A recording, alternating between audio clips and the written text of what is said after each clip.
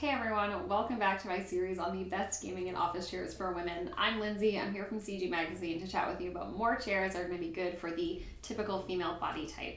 Now, of course, not all women are built the same. There are certain things that a lot of us have to take into consideration while we are purchasing something that is meant to fit our bodies. So many of us tend to be shorter, lots of us have hip bones, lots of us have thighs. So there are certain things that we have to think about when we are buying a gaming and office chair. I'm about 5'4", 140 pounds, I wear a size 28 waist, and I'm hoping that I can be a suitable avatar to help you decide if a chair is going to be suitable for you. So with that in mind, let's get right into it. I'm here today with the all33 chair, and if that sounds familiar to you, that's because Justin Bieber appeared on Shark Tank to chat about it and kind of talk about how he felt like he was doing a full ab workout and sitting athletically. So I hope that paints a bit of a picture of what kind of chair this is. So this chair is revolutionary because it has this seat base that essentially moves with you. So it's this egg-shaped seat base. That's whole idea is that in lieu of things like lumbar support, it actually moves with you and supports your pelvis. So if you can kind of see, my pelvis is in it as I lean back, the seat base moves with me. So it's not the same as like adjusting the tilt or adjusting the seat base or adjusting the lumbar. It actually just moves with you, which is kind of what it does that is different from every other chair. The seat base is made out of hard plastic, and then there are these cushions that are foam that are covered in a faux leather.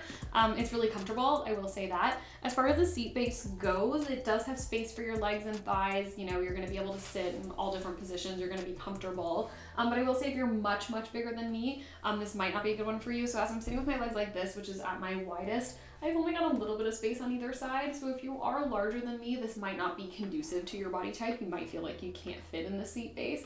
So just something to consider, but I do fit in it comfortably at my size, and I do have a good amount of space. Like I can fit my hands in here, and if I'm sitting like this, I've got like a good amount of space. I can fit my fists in there. I don't know if that helps you. So with the seat base moving, so like I said, there is no adjustable, lumbar or anything like that, but it does move with you. And what I did find when I first sat in it, I kind of thought, what a strange gimmick. But the first thing I noticed is that when I put long hours in with this chair, I didn't come out of it with a lot of hip pain. So that's something I've heard a lot when I talk about other gaming chairs is people say, I love it for my 8-hour workday, but if I also game in it, and if I get to 10 to 12 hours, I'm gonna end up having hip pain. And 10 to 12 hours seems like an absurd amount of time, but especially now where we're working at our desks and then we're gaming and then sometimes we're socializing because we're all socializing on Zoom, putting in 10 to 12 hours doesn't seem so unfathomable. And I had noticed personally that I was getting hip pain in a lot of seats. So I put in really long hours in this chair to kind of give that a go. And I did not have any hip pain. So straight up, it definitely works. The whole thing about how it supports your pelvis and kind of moves with you, it worked. I didn't have any hip pain, and that was just really surprising, and I thought that was really great and really excellent. That in mind, there's a bit of a trade-off. That trade-off being that this chair has no other adjustability. So it does have a 360 swivel, it does move up and down, and the height is good. Again, my feet are flat, it's not on the lowest. If you're short, not gonna be an issue for you. But it doesn't have any other adjustability except I think maybe the seat tension. So you don't have an adjustable backrest. You don't really need it because that's kind of the idea behind it, but you don't have shoulder support, you don't have a pillow and neck support. So if I lean back, I'm gonna lean into this pretty comfortable foamy backrest, but there's nothing else. I don't have anything for my shoulders or my neck, and I personally like support for my shoulders and my neck, so that was something that I noticed, kind of creaky, that was something that I noticed that was uncomfortable, that I didn't really like. I wanted more from that. So that's your trade-off. The armrests are in a good position. They're a little bit wide for me, but they do not move. So if these armrests are not good for you, they're not good for you. So kind of check out, this is where my arms are. I tend to sit more like this. This is definitely a little bit wide for me. If you're wider, that might be okay. If you're narrower, that might be annoying to you. They are low enough that they do fit under my desk. So if you're someone who likes to sit closely to your desk, that's gonna be okay, but they do not adjust. So you're really trading off the adjustability for this quote revolutionary seat base. So it's good. If hip pain's a concern for you, it's really good. It's really comfortable. My back was really comfortable. My lower back's really comfortable in it. It definitely has really great lumbar support. So if lumbar support is something that you think about a lot, this is really good because it sits in a comfortable position and then moves with you. So I didn't find like in others where you kind of squirm and move around, it's a little bit uncomfortable.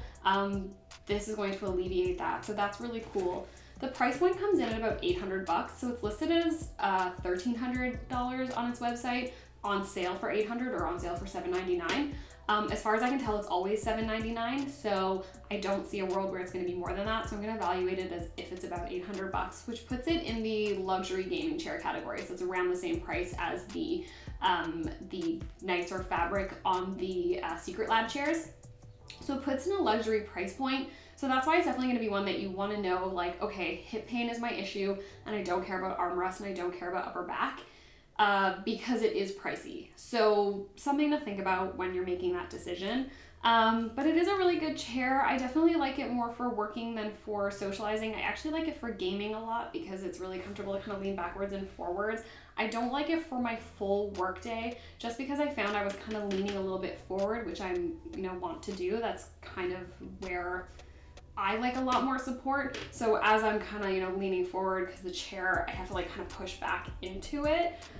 So yeah, that would be kind of my take on it. I also find that yes, I can put my feet up because I have the space to, but when you do that, the seat tilts all the way forward. So you're not like pushing it back with your feet as you would need to. So it kind of felt like a little bit uncomfortable with my legs up, but that's not something I was really doing in it. So it didn't come up a lot, just if we're, evaluating it and being nitpicky.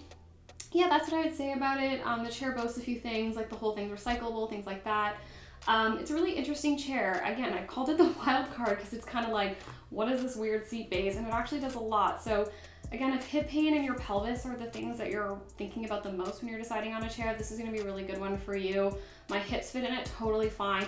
My height is totally fine. So as far as, those considerations, it's going to be a good one. And I think that's really all there is to say. If I miss anything, leave it in the comments down below. I'll be happy to answer any other questions that you have about it, anything that I left out. Also, in the description box will be the complete article. So all of the chairs that I'm chatting about in this series will be in that article, so you can kind of get a look at them like at a glance and just compare them. And if any questions arise from that, or if there's anything that I missed between the article and the videos, leave it in the comments. My social media handles will also be linked in the description box. So if there's anything else, like you can't get in touch with me, you should be able to find me on Twitter because that's where I always am. And I think that's it. If you like this video, please hit the like button. It helps me out a lot. Share it with your friends if they have any questions about gaming chairs. And don't forget to subscribe so that you can see the rest of this series and see which chairs are the right ones for you. Thank you so much for tuning in, and I look forward to telling you about more chairs in the next one. Okay, thanks. Bye.